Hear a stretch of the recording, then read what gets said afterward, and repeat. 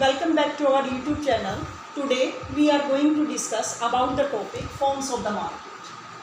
First of all, what do you mean by the market? Market is a place where the sale and purchase of goods and services, यानी ये वो जगह होती है जहाँ पर वस्तुओं को खरीदा और बेचा जाता है, सेलिंग एंड परचेजिंग की जाती है. But it is not necessary to sell and purchase that there is a direct contact between the buyers and sellers. आजकल हमारे पास बहुत से सोर्स हैं जिसके थ्रू हम वस्तुओं को सेल एंड परचेज कर सकते हैं, जैसे नेट के थ्रू, टेलीफोनिकली, या हम डायरेक्ट परचेज भी कर सकते हैं. तो इट मीन्स हमारे पास बहुत से सोर्स हैं, चाहे किसी भी सोर्सेज से हम वस्तुओं को परचेज या सेल करते हैं, then these are include in the market. अब हमारे पास इसमें डिफरेंट टाइप्स ऑफ मार्केट है. जैसे पहला जो मार्केट है, इसमें दो मार्केट आपके ऑलरेडी डिटेक्ट हो चुके हैं, मोनोपोली और मोनोपोलिस्टिक कंपटीशन. फिलहाल आपके सिलेबस में केवल दो ही मार्केट इंक्लूड है, perfect competition market and oligopoly market. तो पहला जो मार्केट है हमारे पास वो है परफेक्ट कंपटीशन मार्केट.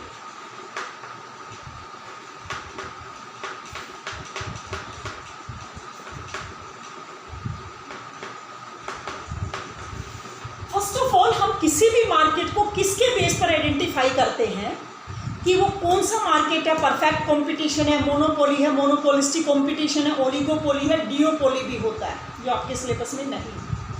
तो मार्केट को आइडेंटिफाई करने के लिए हमें पता होना चाहिए how many sellers and buyers, कितने बायर्स एंड सेलर्स हैं, which type of product are sell in the market, किस प्रकार का प्रोडक्ट मार्केट में बेचा जाता है, एज ए नॉलेज कैसी है, प्राइस का डिटर्मिनेशन किसके द्वारा किया जाता है. तो ये सब चीज़ें हैं जो मार्केट को डिफाइन करते हैं कि किस प्रकार का मार्केट इकोनॉमी में अवेलेबल है. तो ये देखिए बेटा, परफेक्ट कंपटीशन मार्केट क्या होता है. Perfect competition market is that market in which there are many buyers and sellers, product are homogeneous and firms are the price taker not the price maker.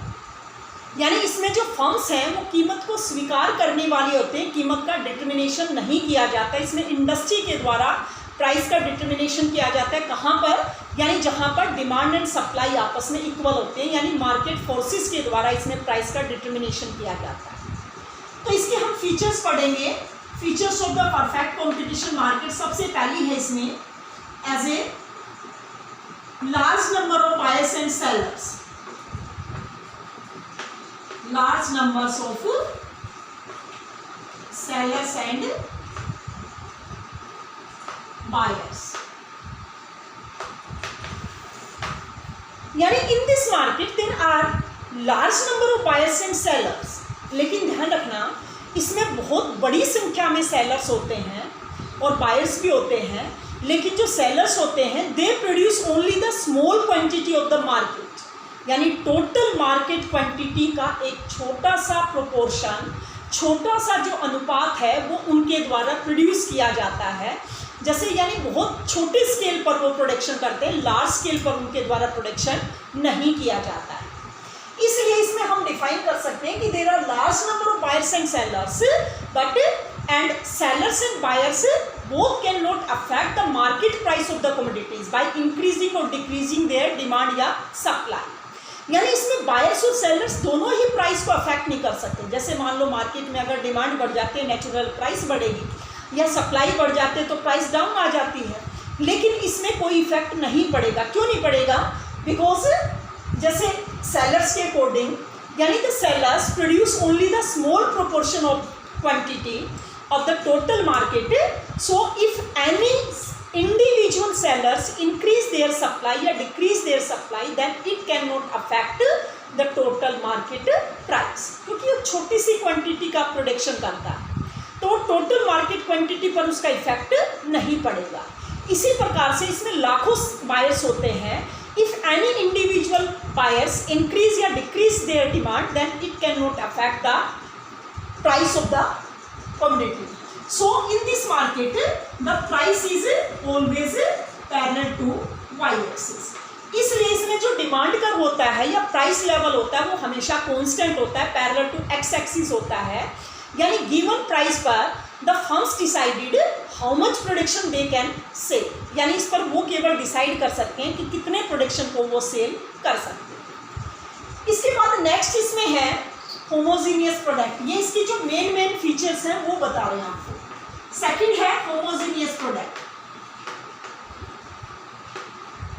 ये इसकी मेन फीचर्स है।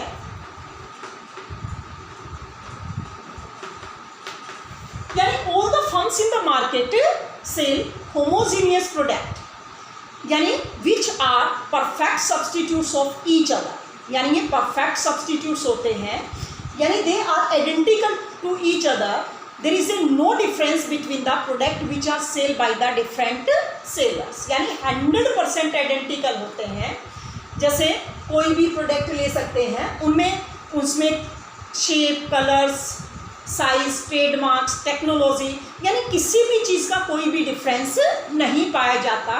इसलिए यानी no sellers can charge the different prices from the different buyers. इसलिए product homogeneous होने के कारण इसमें कोई भी जो सेलर्स है वो अलग अलग कस्टमर से अलग अलग प्राइस चार्ज नहीं कर सकता, क्योंकि एज ए बायर्स को इसकी परफेक्ट नॉलेज भी होती है। इसलिए इसमें होमोजीनियस प्रोडक्ट को सेल किया जाता है और इसीलिए इसमें जो प्राइस लेवल होता है वो कैसा होता है, कांस्टेंट होता है, कि सभी सेलर्स को उसी प्राइस पर अपने प्रोडक्ट को सेल करना पड़ता है। नेक्स्ट है इसमें परफेक्ट नॉलेज, परफेक्ट नॉलेज,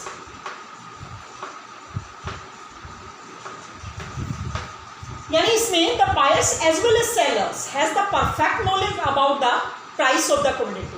इसमें बायर्स और सेलर्स दोनों को ही वस्तु की प्राइस के बारे में पूरी नॉलेज होती है, इसलिए no sellers can charge the high prices from the particular buyers या कस्टमर, यानी किसी भी कस्टमर से वो हाई प्राइसेस चार्ज नहीं कर सकता, because the buyers know about the price of the commodities, so they can purchase, यानी the buyers can purchase these commodities from the another sellers, तो इसलिए वो दूसरे से परचेज कर लेगा। इसलिए कोई भी सेलर्स इसमें डिफरेंट प्राइसेस, यानी there is a no price discrimination situation in this market, यानी इसमें कीमत विभेदीकरण की जो सिचुएशन है वो पाई नहीं जाती। इसके बाद इसमें लास्ट है इसका जो मेन है freedom of entry and exit of the firm, freedom of entry and exit of the firm.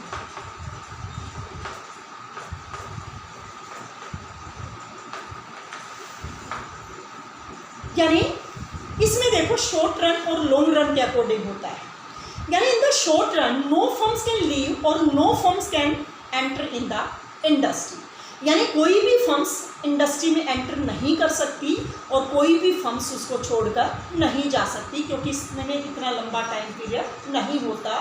So all the firms can earn normal profit, अब नॉर्मल प्रॉफिट एंड सब नॉर्मल प्रॉफिट, तीनों situation पाई जा सकती है, क्योंकि ना ही कोई फर्म एंटर करेगी ना ही कोई छोड़ कर जाएगी।